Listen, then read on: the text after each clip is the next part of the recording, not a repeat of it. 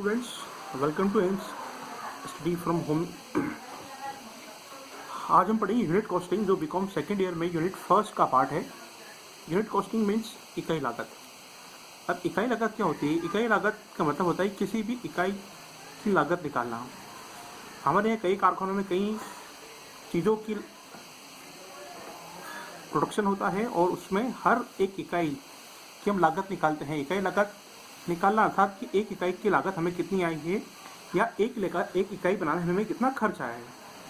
उसी प्रकार अगर इंग्लिश मीडियम मीनिंग देखेंगे इसका, तो it is a method of calculating cost per unit of the production और आउटपुट। इट मीन्स यह एक मेथड होती है जिससे हम पर यूनिट कॉस्ट या एक इकाई की लागत है वह निकाल सकते हैं। जैसे कि एक एग्जाम्पल दे रखा है कि कॉस्ट ऑफ 100 यूनिट इज ₹1000, कि 100 यूनिट या 100 इकाइयों बनाने की लागत है 1000 रुपये। तो हम देखेंगे कि 1000 रुपये में हमारी 100 लागत बनी है, तो एक इकाई की लागत कितनी होगी। तो उसका हम फार्मूला है कि cost per unit is equal to total cost divided by number of total units. Cost per unit it is equal to total cost. Total cost मतलब कितनी कॉस्ट आई। ऊपर वाले एग्जाम्पल में देखेंगे हम, तो हमारी टोटल कॉस्ट आई है 1000 रुपये और number of total units produced, और कितनी यूनिट्स बनी है। हम देखेंगे कि हमने 100 यूनिट्स इसमें बनाई हैं। अब देखें cost per unit is equal to total cost upon number of total units. Cost per unit is equal to 1000, जो हमारी टोटल कॉस्ट है, डिवाइडेड बाय 100, जो कि हमारी टोटल नंबर ऑफ यूनिट्स है। ऐसे करेंगे तो हमारी कॉस्ट पर यूनिट है ₹10 पर यूनिट। ये तो हमने इसका मीनिंग समझा कि इकाई लागत क्या होती है। अब आगे देखेंगे कि स्कोप, कि भाई जो क्या स्कोप है या ये कहाँ कहाँ काम में आती है। स्कोप ऑफ यूनिट कॉस्टिंग ऐसे हो कि where identical quantitative units are produced, जहाँ पर एक जैसी यूनिट क्वांटिटी वाइज प्रोड्यूस की जाती है, 1, 2, 1000, 10,000, 20,000, 50,000। जैसे कि ईंटें, बुक्स, ऑटो पार्ट्स, पेन, आपकी कॉपीज, ये बहुत सारी चीज़ जो कि एक जैसी दिखती है। आइडेंटिकल क्वांटिटीज जो एक जैसी दिखती है और जो एक से अधिक मात्रा में बनाई जाती हो। फिर और कहाँ मैन्युफैक्चरिंग इन कंटिन्यूस, जो कि कंटिन्यूस चलती रहती है। जैसे जहाँ पर ईंटें बनती है वहाँ ईंटें हमेशा बनती है, किसी ईंटें हमेशा बनती है, पेन एक जैसे हमेशा बनते हैं, कंटिन्यूस बनती है। जो जैसे कारखानों वगैरह में जो बनती है वो हमेशा कंटिन्यू बनती रहती है ना। इकाई की बहुत सारे फॉर्म होते हैं जिसको हम इकाई में नाप सकते हैं, जैसे किलोग्राम, पर यूनिट, पर लीटर, एट्सेट्रा। अब हम देखेंगे कि नीड ऑफ यूनिट कॉस्टिंग की, यूनिट कॉस्टिंग की नीड या इसकी क्या आवश्यकता है, या हमें यूनिट कॉस्टिंग या इकाई लागत क्यों पढ़ना है, क्यों इसी क्या यूनिट कॉस्टिंग है। तो हम देखेंगे कि to find out cost per unit, कि पर यूनिट कॉस्ट निकालने की हमको इसकी आवश्यकता है कि एक इकाई बनाने की लागत कितनी आ रही है, वो आवश्यकता हमें, तो हम इसलिए पढ़ते हैं। फिर दूसरा है to find the total cost, पूर्ण लागत, या टोटल कॉस्ट मतलब कुल लागत, कि हमने जितनी भी इकाइयाँ बनाई है वो उसकी लागत कितनी। जैसे हमने ऊपर एग्जाम्पल में देखा था कि भाई 100 यूनिट बनाने की 1000 रुपये लागत है, तो हमने 100 यूनिट बनाई है कितने में, 1000 रुपये, तो हमारी टोटल कॉस्ट कितनी है, 1000 रुपये। और फर्स्ट में से कि भाई एक यूनिट बनाने की लागत की है तो भाई 10 रुपये। इसी प्रकार आगे बढ़ेंगे कि calculate the cost at different level. Different level मतलब हम कॉस्ट जो है उसकी डिफरेंट लेवल कैसे कर सकते हैं। आगे हम कॉस्ट में पढ़ेंगे कॉस्ट शीट में डिफरेंट लेवल्स होते हैं, तो हम अलग अलग लेवल्स पर इसकी इकाई ज्ञात कर सकते हैं। फिर to determine the profit,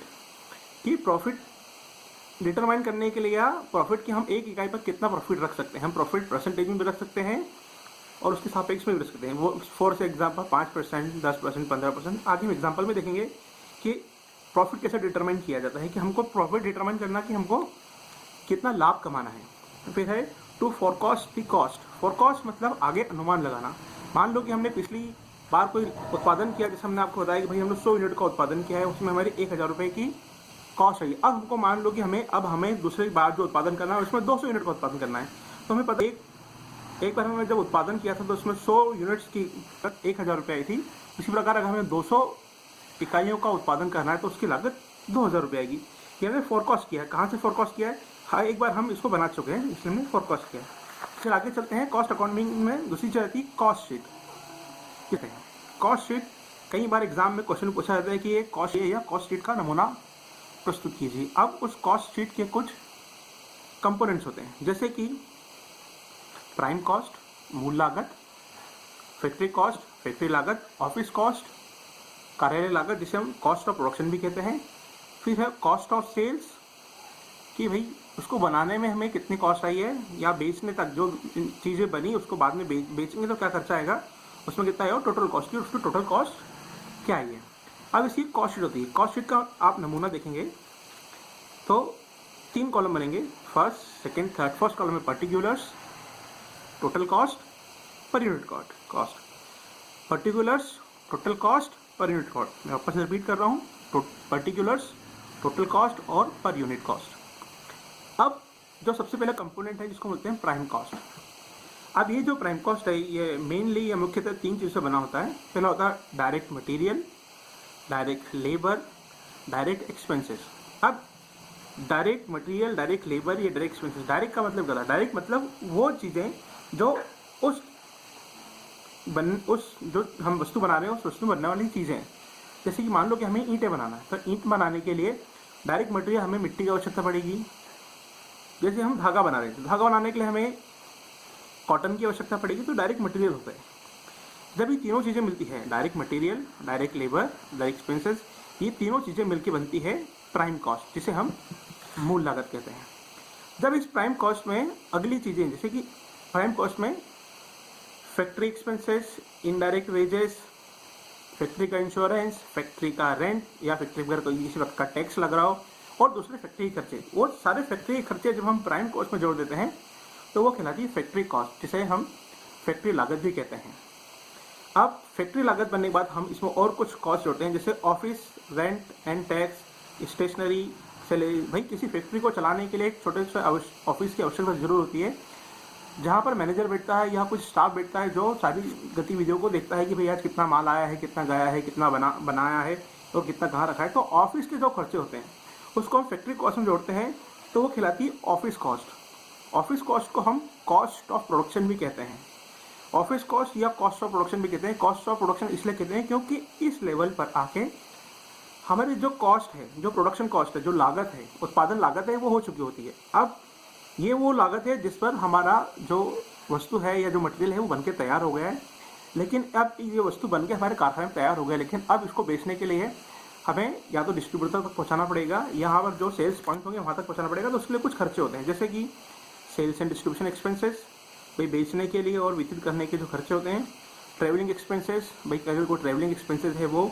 advertisement expenses, या हमने एडवर्टाइज किया तो वो खर्चे, मार्केटिंग एक्स्ट्रा खर्चे होते हैं। अब ये जब खर्चे हम काम में लाते हैं, कॉस्ट ऑफ प्रोडक्शन में जब लाते हैं, तो उसको बोलते हैं cost of sales. Cost of sales अर्थात कि उसको बेचने की लागत, वो जब बिकेगी तो टोटल उसकी लागत कितनी है। तो जब ये सारी चीज़ें मिलती है, prime cost, factory cost, office cost और कॉस्ट ऑफ सेल्स, जब ये सारी मिलती है तो हम इसको कहते हैं टोटल कॉस्ट। ये यहाँ पर टोटल कॉस्ट आपकी आ जाएगी।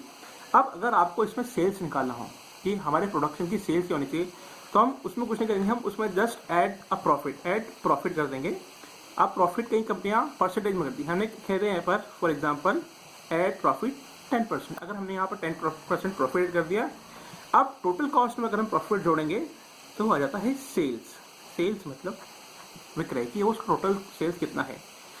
यहाँ पर हमने टोटल कॉस्ट लिख दी। अब जो टोटल कॉस्ट है उसको हम क्या करेंगे, यहाँ पर नॉर्मली जो पर यूनिट कॉस्ट है, पर यूनिट कॉस्ट मतलब अब आप कितना बना रहे हैं। जैसे हमने बोल दिया कि हम 1000 यूनिट्स का उत्पादन कर रहे हैं, तो जो भी फिगर्स है हम उसको 1000 से डिवाइड करते जाएंगे, या अंत में आके अगर हमने अंत में आके यहाँ पर टोटल कॉस्ट कर दी कि भाई हमारा टोटल कॉस्ट आई वो आई 10,000 या 10,000, और हमने 10,000 रुपये में 10,000 यूनिट बनाई, अर्थात हमें जो पर यूनिट कॉस्ट है वो 1 रुपये में 1 यूनिट बनी है। तो दोस्तों ये है कॉस्ट शीट। मैं रिपीट कर रहा हूँ, कॉस्ट शीट के कंपोनेंट्स होते हैं prime cost, factory cost, total cost. Proforma एक बार और आप देख लीजिए, 3 कॉलम आते हैं, particulars, total cost, per unit cost.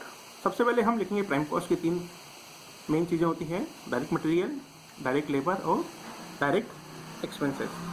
ये तो हुई कॉस्ट शीट। अब अगर आपको एग्जाम में न्यूमेरिकल आ जाता है तो उसको कैसे सॉल्व करना है अब हम ये देखेंगे।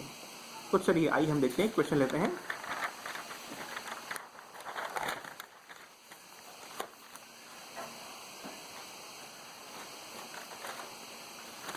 अब ये क्वेश्चन है, इसमें आपको क्वेश्चन दिखा है कि डायरेक्ट मटेरियल 1,60,000 रुपये है, direct labour 52,000, direct expenses 19,000, office expenses 28,000, factory expenses 19,000, selling and distribution expenses 32,000। Profit जो यहाँ पर इसमें लगा है कि profit 10% of total cost. Sorry profit गलत लिख गया, 10% ऑफ टोटल कॉस्ट। जो भी टोटल कॉस्ट आई है उसका 10% हमको प्रॉफिट लेना है। और आउटपुट दे रखा उन्होंने 10,000 यूनिट्स, मतलब आपको 10,000 यूनिट बनानी है। तो जैसा हमने समझा था कि भाई पर्टिकुलर हम पहले बना लेंगे प्रोफॉर्मा सबसे पहले गए 3 कॉलम बनते हैं, आपको बताओ 1 2 3। अभी जो 3 कॉलम बने हैं इसमें सबसे पहले क्या आएगा, पर्टिकुलर, टोटल कॉस्ट और पर यूनिट कॉस्ट।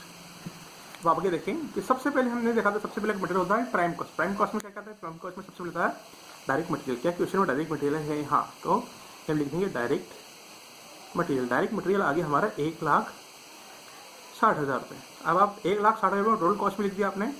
अब पर यूनिट ऐसे निकालनी, पर यूनिट ऐसे निकालनी कि हमने जिससे फॉर्मूला पढ़ा था कि total cost per unit is equals to total cost divided by total number of units. तो हम कितनी यूनिट्स बना रहे हैं यहाँ पर? हम यहाँ पर बना रहे हैं 10,000 यूनिट्स। आप लिख लें 10,000 यूनिट्स हम बना रहे हैं। हम 1,60,000 को 10,000 यूनिट से करेंगे तो हमारे पास आएगा 16 रुपये पर यूनिट। ऐसे लिखेंगे। डायरेक्ट मटेरियल के बाद हम लिखेंगे डायरेक्ट लेबर। डायरेक्ट लेबर है 52,000, ये आएगा 5.2। फिर लिखेंगे डायरेक्ट एक्सपेंसेस। डायरेक्ट एक्सपेंस लिखेंगे 19,000, ये आएगा 1.9। बस आपको जो टोटल कॉस्ट है उसको नंबर ऑफ यूनिट्स मतलब 10,000 से डिवाइड करते जाना है तो आपके आ जाएगा। जब आप टोटल मटेरियल, लेबर और एक्सपेंसेस हो गए तो यहाँ पर आप इन तीनों को जोड़ेंगे 0 0 0 11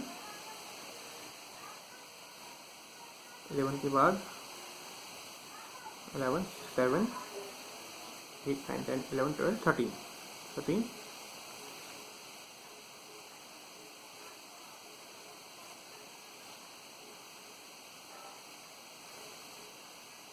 0 0 0 नोट दो 11 11 1 7 1 7 7 5 7 12 13 13 का 3 7 1, मतलब 2,31,000 हमारी यहाँ पर क्या है, prime cost. 2,31,000 is the prime cost. अब इस प्राइम कॉस्ट को हम 10,000 यूनिट से इकाई दहाई सैकड़ हज़ार करेंगे तो 0.10। It means this is our prime cost. ये प्राइम कॉस्ट पर यूनिट है और ये प्राइम कॉस्ट टोटल कॉस्ट। अब प्राइम कॉस्ट में फैक्ट्री एक्सपेंसेस जोड़ेंगे। तो क्या क्वेश्चन में फैक्ट्री एक्सपेंस दे रखे हैं? हाँ, फैक्ट्री एक्सपेंस दे रखे हैं। कितने जोड़ लेंगे? Factory expenses. तो फैक्ट्री एक्सपेंस आ गए 19,000 रुपये। क्या फैक्ट्री एक्सपेंस और कुछ दे रखा है? नहीं, बस। तो हम ये निकालेंगे फैक्ट्री एक्सपेंसेस, इसमें जोड़ेंगे तो हमारे पास आ जाएगी फैक्ट्री कॉस्ट। अब देखो दोस्तों, फैक्ट्री कॉस्ट कितनी की? 3 0 3 0 1 और 9 10 7 1 3 1 4 5 और है 2.5 लाख रुपए। अब इस 2.5 लाख को आप 10,000 से डिवाइड करेंगे तो आएगा 25। आगे फैक्ट्री कॉस्ट आ गई। फैक्ट्री कॉस्ट के दे रखें क्या? ऑफिस से रिलेटेड जितने भी एक्सपेंसेस है आप फैक्ट्री कॉस्ट के बाद जोड़ देंगे तो इसमें आ गए 28,000 रुपये के ऑफिस एक्सपेंस आ गए। तो ये हो गया 2,78,000, 2,78,000 देंगे तो 10,000 से डिवाइड करेंगे तो 27.8 आपका पर यूनिट आ गया।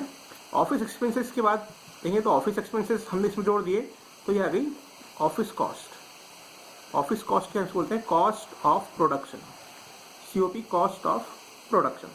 अब इस office expense cost of production, क्या इसमें सेलिंग एंड डिस्ट्रीब्यूशन एक्सपेंस है क्या? Yes, selling and distribution